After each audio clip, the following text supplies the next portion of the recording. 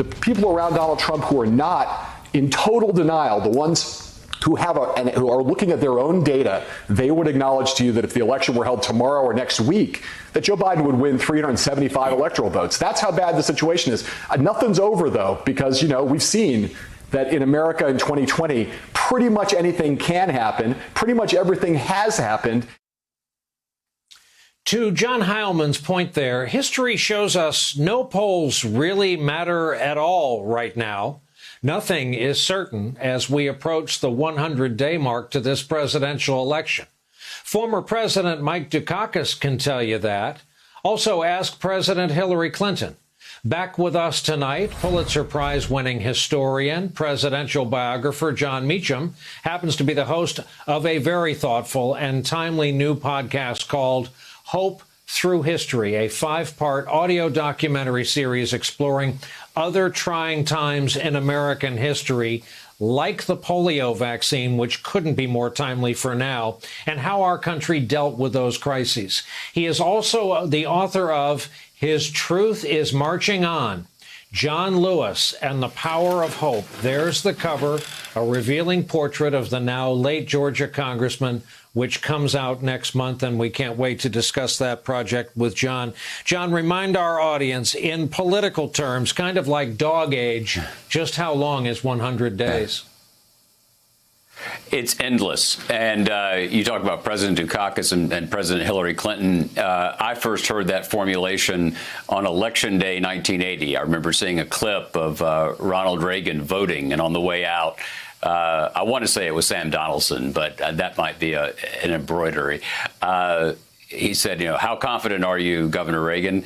And Reagan said, on Election Day, I always think about calling President Dewey and seeing if I'm ahead.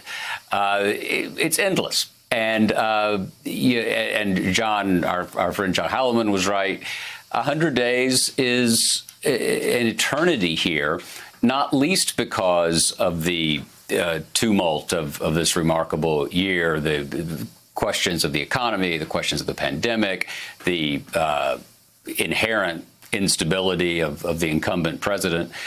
But we're in this moment where I think a lot of people who might be voting for the incumbent are not going to tell pollsters.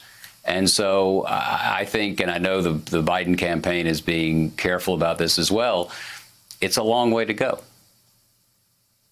I'm right there with you. It won't be the first time it happened in political history because of stigma attached, because of who's doing the calling, who's doing the asking. Let's go ahead and do some of that fancy embroidery you just mentioned. Cook Political Report saying if the election were held today, the Senate would flip. If that happened, if the White House flips, what is the comparison for a time when a political party would wake up the morning after with a column of smoke rising from ashes, having followed one guy down? I think the quickest analogy that comes to mind is 1964. When the Republicans nominated Barry Goldwater, a ferocious and divisive convention in San Francisco. Nelson Rockefeller is booed. Jackie Robinson recalled that being at the Cow Palace gave him a sense of what it might have been like to be a Jew in Hitler's Germany. That tells you about the ferocity of that moment.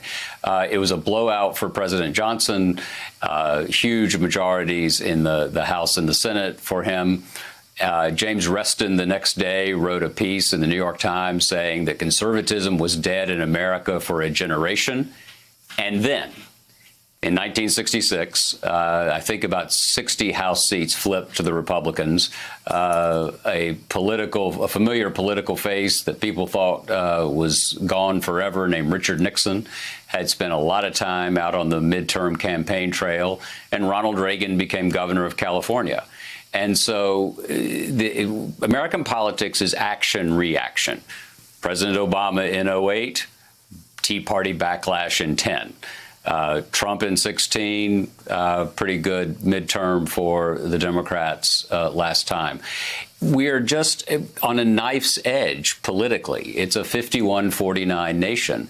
And it's interesting, I think, that even in the big blowout years, 64 is followed by a Republican victory in 68.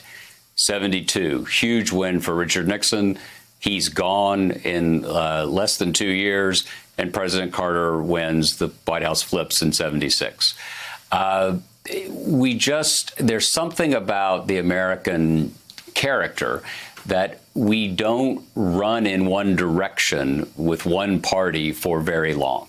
It may be that this president has upended that norm, as he has so many other norms, but I would bet on our continuing to be this incredibly closely divided nation going forward. And that, ladies and gentlemen, is why we invite Jon Meacham, why we read every word he writes. Jon, thank you. Hey there, I'm Chris Hayes from MSNBC. Thanks for watching MSNBC on YouTube. If you want to keep up to date with the videos we're putting out, you can click subscribe just below me, or click over on this list to see lots of other great videos.